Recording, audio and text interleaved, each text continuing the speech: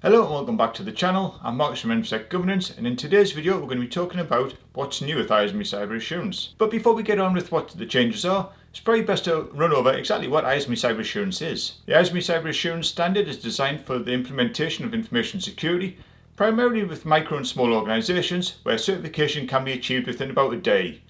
It also allows businesses to build an information security framework and build upon that. To achieve IASME Cyber Assurance, you first must have a valid Cyber Essentials Basic certification before you get started. The standard comes in two forms: a Level 1 self-assessment point-in-time assessment, which is renewed annually, and a Level 2 certification, which is built upon and audited against, and that's every 3 years. Some of the benefits of the IASME Cyber Assurance is that it maps quite a bit to ISO 27001, the DIST Cyber Framework, CAF, and a few other sort of things. If you want more information about the standards, you can have a look at the IASME website for further information. By implementing the standard, it gives you, the business, a way to actually further prove and demonstrate the awareness of cybersecurity and the protection information of your business and your customers. If you're looking for an information security framework such as ISO 27001 and it's too much for your business, cyber assurance can play a key part at a fraction of the cost for your business. So what's new with the standard? What you need to look out for and what you need to think about moving forward with this scheme. At the end of May 2025, IASME released the latest standard, version 7. There's been quite a few changes that you'll need to know about if you're going to be renewing your certification sooner or later. And there's also quite a few changes behind the scenes as well, but that's primarily for certification bodies like ourselves in IASME Governance. Version 7 of the standard is a refresh.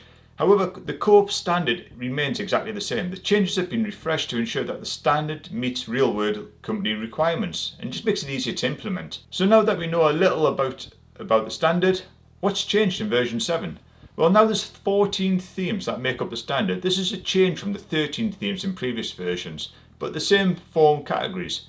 There are no additional requirements, but the requirements have been moved around a little bit just to make it flow easier during assessments and certifications, and it just makes it easier for you as a business to implement it.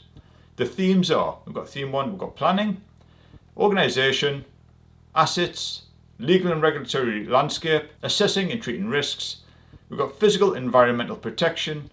We've got people, policy realization, managing access, technical intrusion, change management, secure business operations monitoring and review, backup and restore, and then resilience and business continuity and incident management and disaster recovery. There's also a change around the standard and how it actually fits with different sizes of the businesses. The standard has now been developed to work with the company sizes, and it's no longer one size fits all when it comes to the standard. So now we've got sole trader or two-person partnership, we've got micro businesses for 1 to 9 people, small businesses 10 to 49, and then all others.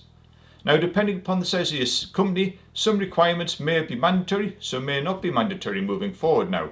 The smaller your business, the less requirements you need to actually obtain during the standard, and then as your business gets bigger and bigger, the more requirements you have to implement.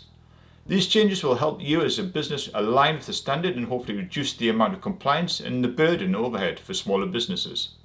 However, companies will still need to have the following all set up. So you must still have a security policy, a risk assessment, business impact assessment, business continuity plan, as well as the other sort of things as well. As part of the standard update, there's also an executive summary, the standard themes, risk assessment guidance, information security policy information, and the information is easier to read and implement now, hopefully. There's also some policies and guidance as well, which I'll link in the description below the video. So I hope this video has been informative for you. It's a quick run over. If you would like some more information about IASME Cyber Assurance, drop a comment in below the video and we can make more and do a deep dive into it. Thanks very much.